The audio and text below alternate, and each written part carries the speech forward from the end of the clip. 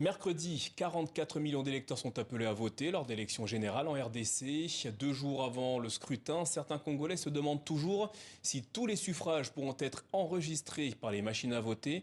Pour la CENI, c'est un enjeu crucial. À Bukavu, des agents vont donc à la rencontre des habitants pour tester ces machines électroniques. Reportage à Mani Alimassi et Oumidia. Difficile de se frayer un chemin dans les couloirs de la CENI. La Commission électorale nationale indépendante est en effervescence. Dernier réglage pour Kashumburu avant de tester les machines pour le vote électronique. Boîtier en main, direction le centre de Bukavu pour une séance de simulation. Le 20 décembre, nous allons utiliser cette machine pour voter. Une fois arrivé devant le centre dans lequel vous êtes enregistré, muni de votre carte d'électeur, vous irez trouver un agent devant la porte et il vous indiquera la personne qui vérifiera votre nom sur la liste. Ensuite, on vous orientera vers le chef qui vous remettra un bulletin de vote comme celui-ci. Le jour du scrutin, les électeurs auront 4 choix à faire. Président, député national, député provincial et conseiller municipal. Vous voyez la flèche bleue en haut, c'est par là que vous allez introduire le bulletin et si vous regardez bien sur la machine, il y a une autre flèche en bleu. Vous voyez? Intriguée, cette habitante décide de tenter sa chance. Et moi, je peux essayer de voter? Oui, maman, tu peux essayer et les autres vont regarder comment tu fais. Approche, maman. Merci. Pour elle, comme pour beaucoup de femmes confrontées à l'insécurité, le vote électronique constitue un espoir de se faire enfin entendre. Il faut que les autres femmes se réveillent pour ces élections pour qu'aucune voix ne soit volée. Carte effacée, illisible, vote non comptabilisé, la hantise de nombreux électeurs. Du côté de la CENI, le discours se veut rassurant. Si quelqu'un, par exemple, il a une carte effacée et le nom figure sur la liste électorale affichée, alors il pourra se présenter, on va le voir, on va chercher d'abord son nom dans le DEV, donc il y aura plusieurs stratégies, plusieurs techniques jusqu'à ce qu'on découvre la réalité sur l'individu. Dès qu'on a déjà la réalité sur l'individu, on peut maintenant l'autoriser à voter. En attendant de vérifier l'efficacité de ces stratégies, les agents de la CENI continuent de sensibiliser les citoyens. Poursuivons ensemble cette page spéciale consacrée à l'élection générale en RDC jusqu'à mercredi. Nos équipes présentes à Kinshasa vont vous faire vivre ce scrutin. Ce soir, arrêtons-nous sur le rôle de l'Église au sein de la politique congolaise. Jusqu'où va son influence? Quelle est son implication politique? Réponse avec notre envoyé spécial Dominique Chimbakala et toutes nos équipes sur place. Bienvenue à Kinshasa pour notre deuxième numéro de ces pages spéciales élections à RDC. Ce soir, nous nous intéressons à une des forces en présence, l'Église catholique. La RDC est considérée comme le premier pays catholique d'Afrique. Quel est son rôle dans la société congolaise? Quel sera son rôle dans ces élections? Nous allons en parler dans quelques instants avec notre invité, Monseigneur Donatien Ncholé, secrétaire général et porte-parole de la Conférence épiscopale nationale du Congo. Mais tout d'abord, retour sur la place de l'Église catholique au Congo avec Laure de Matos.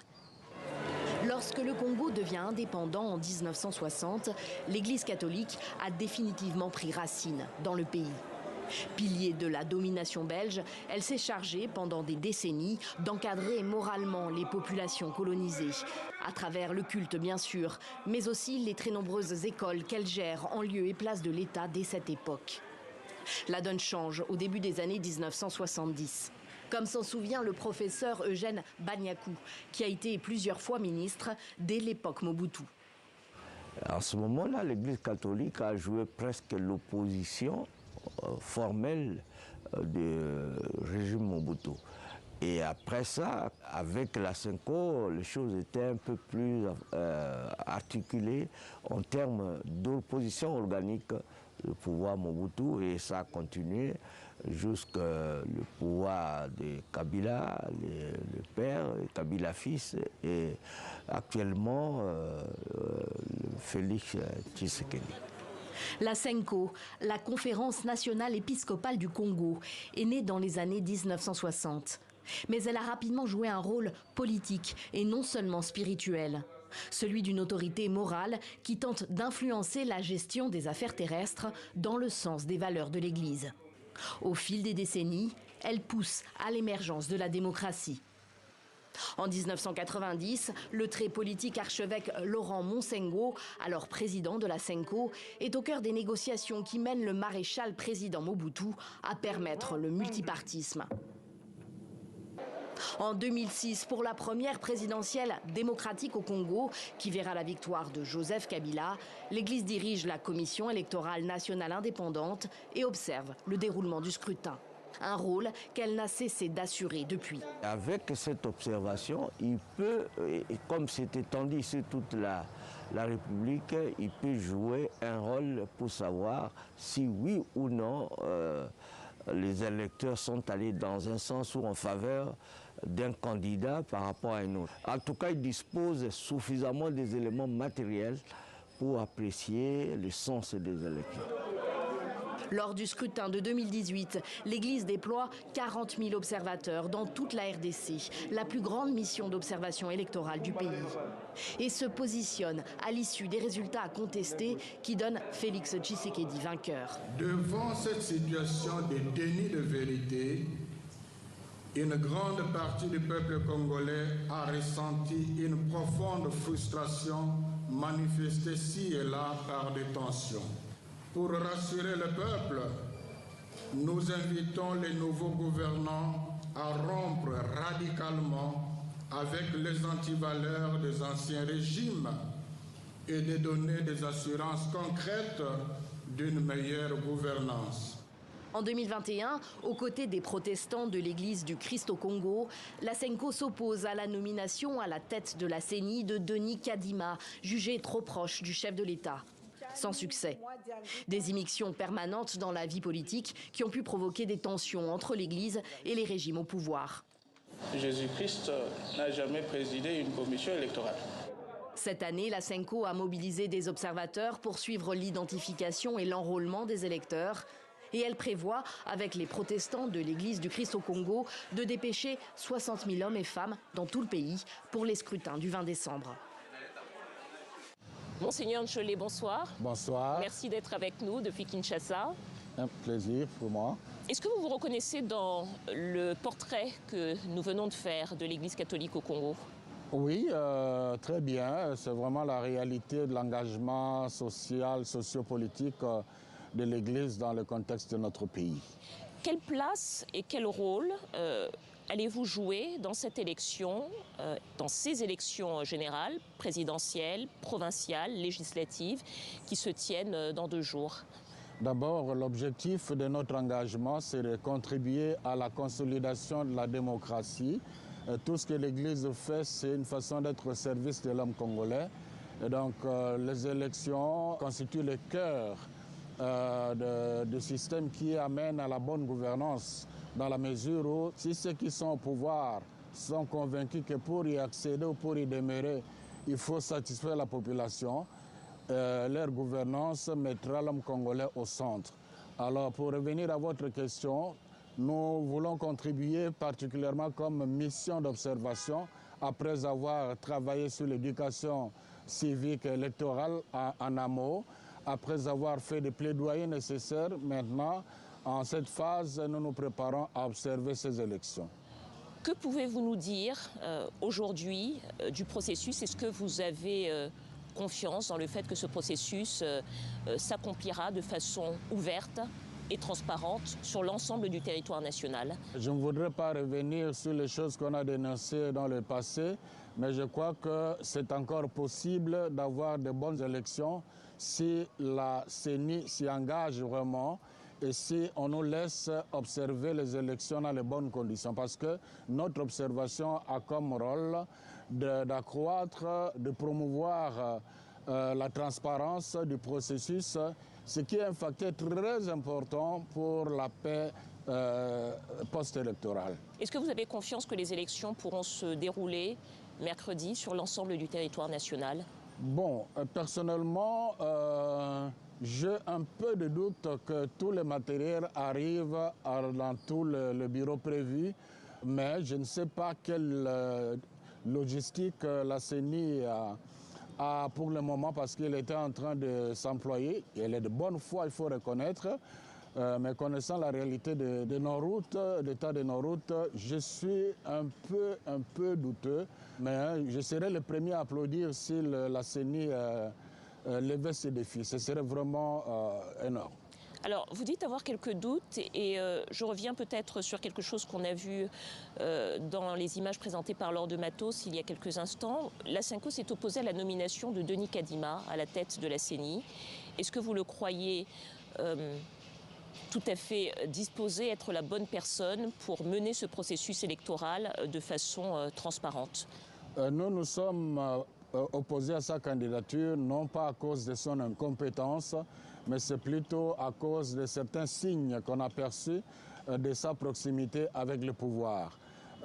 Mais il peut toujours nous défier. Donc la balle est dans son camp, c'est pour cela que nous avons tourné cette page-là. Nous nous engageons plutôt à l'accompagner dans la mesure où elle sera toujours ouverte à lever les défis de la transparence pour ces élections. La collaboration a été bonne jusqu'ici avec le président de la CENI? Globalement bonne. Est-ce que la collaboration est également bonne avec les églises protestantes? Je rappelle que les églises protestantes évangéliques du Réveil et autres obédiences sont très importantes au Congo. Est-ce que la collaboration dans la surveillance de ces élections est également bonne avec l'Église catholique? Et d'ailleurs, cette mission d'observation n'est pas la mission de l'Église catholique, mais c'est la mission conjointe de l'Église catholique et l'Église protestante. Et là, en tout cas, les relations sont vraiment au beau fixe. Monseigneur Ncholet, l'Église catholique en RDC tient également une place importante socialement, notamment auprès des réfugiés, des déplacés de l'intérieur. À Kisangani, vous le savez, des milliers de personnes déplacées ont fui la rive gauche cette année en raison d'affrontements communautaires. Ils y ont été accueillis dans une paroisse, la paroisse Saint-Gabriel, par le prêtre de cette paroisse. On regarde tout de suite les images de Lola Colomba avec Simon Rodier. Reportage. Un chemin de terre défoncé en pleine forêt. Nous sommes en commune Lubunga, rive gauche de Kisangani, la zone rouge de la ville. Nous y accédons seulement sous escorte policière. Le bourgmestre nous montre les séquelles des tueries des derniers mois. Il y a eu des tueries, mais la plupart des gens ici, qui habitaient ici, ont pris les chemins de la ville. Et combien il y a eu de morts? Alors on parle de centaines de morts? Oui, dans l'ensemble, on peut parler d'au moins 700 morts. 700 dans l'ensemble. Ils ont été tués dans les conflits là, hein, entre les villages. Donc c'était ici terrible. Avec les flèches, avec les armes calibre 12, avec les machettes, c'était comme ça. 3 morts ici à Pécaneuf, le nom du village. Des dizaines de personnes sont en fuite, des maisons abandonnées. Il y a eu des pillages, on a tout pillé, tous les biens des propriétaires de la maison qui étaient ici. Les autres ont ramassé tout ce qui était comme billets. Les communautés qui étaient habituées à vivre ensemble, qui se sont mariées, qui ont des enfants de part et d'autre, et arriver à s'entretuer comme ça fait mal. Ça fait mal. Le conflit est né en début d'année. 4000 hectares ont été concédés par les autorités à une société privée au cœur des terres des communautés autochtones. Certains de leurs membres s'accusent mutuellement d'avoir vendu leur forêt et leur âme et ont pris les armes. Quelques familles sont revenues après plusieurs mois loin du danger. Il y avait quoi ici? L'école. Mais Jean, le chef du village, n'a plus rien à proposer aux enfants. Les enfants sont fuis et les parents, alors nous, comme notre retour ici, les enfants n'ont pas encore moyen d'étudier quelque part ailleurs. Les enfants traînent ici.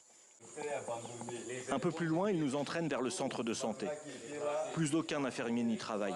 Et il y avait des matelas, des panneaux, des lampes, tout. Qui a volé ça? Bon, on est à combat. On ne sait pas tout, presque tout, on a pris la fuite. On ne sait pas ce qui a volé, puisque nous étions tous à déplacer. La rive gauche du fleuve Congo est encore sous la menace des tueurs. Le 5 novembre dernier, des centaines de villageois paniqués ont traversé vers la paroisse Saint-Gabriel de Kisangani.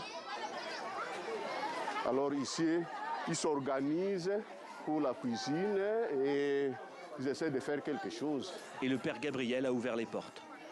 Déjà, on a enregistré plus de 2411. Et de ces 2411-là, nous avons 1159 enfants, donc des mineurs, qui se retrouvent ici. Vous pouvez observer ici qu'ils dorment dans des conditions, bon, avec les moyens de bord, n'ayant même pas suffisamment de choses pour les abriter. Et ils dorment ici. Ils dorment, d'autres dorment ici.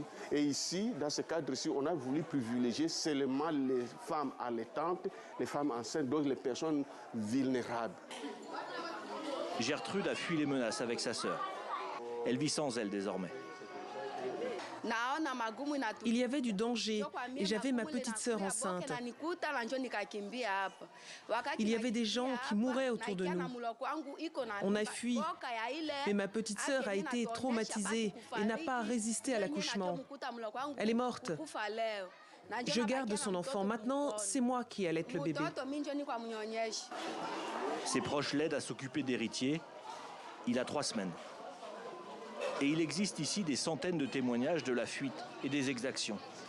Celui de Gétou, 22 ans, a marqué le père Gabriel. Elle a échappé par miracle aux machettes. C'était un dimanche vers 5 heures. On a vu des gens apparaître chez nous. Ils ont enlevé notre maman pendant qu'on était à l'extérieur. Ma grande sœur a tenté de fuir, mais elle a été rattrapée. Ils les ont toutes décapitées. Pendant que ma grande sœur fuyait avec son enfant dans les bras, l'enfant est tombé. Il est resté là et une autre personne est venue le chercher. Ils ont réussi à s'enfuir et à traverser le fleuve. On ne savait rien, il n'y avait même pas de conflit. Mais brusquement, on a vu des assaillants venir chez nous, comme si c'était quelque chose de prémédité, alors qu'il n'y avait rien.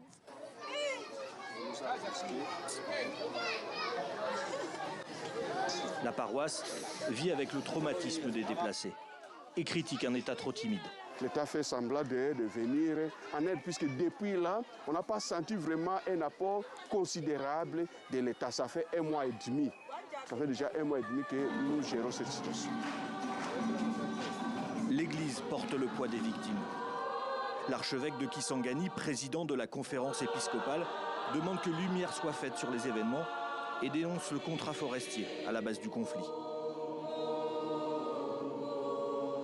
Monseigneur Ncholet, vous venez de voir les images de Kisangani. Le rôle de l'Église dans la société congolaise a été critiqué par de nombreux politiques. Selon vous, est-ce que le rôle de l'Église doit être davantage de s'occuper du peuple et de l'évangélisation que de s'occuper de politique? La principale mission de l'Église, c'est l'évangélisation. Mais l'homme qui est évangélisé n'est pas qu'un être spirituel. Il faut le considérer dans son intégralité. Et l'Église est là justement, fidèle à la mission de Christ même, qui a dit « L'Esprit du Seigneur repose sur moi », pour annoncer la bonne nouvelle aux pauvres, c'est ce que fait l'Église, mais aussi pour libérer les captifs. Donc c'est la même personne qui a faim, c'est la même personne qui a soif, la même personne qui est malade, c'est la même personne qui souffre d'une mauvaise gouvernance. Voilà pourquoi la SENCO intervient partout où la personne humaine doit être assistée. La SENCO, les évêques s'engagent pour la promotion de la dignité humaine. Et ça touche aussi le secteur politique. Monseigneur Ncholet, porte-parole et secrétaire général de la Conférence épiscopale nationale du Congo, merci à vous. Je vous en prie. Voilà, c'était notre 2e numéro de ces pages spéciales élections générales en RDC. Il était consacré ce soir à la place de l'Église catholique. Je vous retrouve demain soir, ici même, depuis Kinshasa. C'est à vous Paris. Merci Dominique Chimbakala et toutes nos équipes présentes en République démocratique du Congo qui nous font vivre cette élection générale dont l'épilogue est prévu ce mercredi. Nouvelle page spéciale RDC dès demain dans votre journal Afrique. Ainsi va l'actualité sur le continent. Merci de votre fidélité. On se retrouve demain. D'ici là, prenez soin de vous et de vos proches. Excellente suite de programme à toutes et à tous sur TV5 Monde.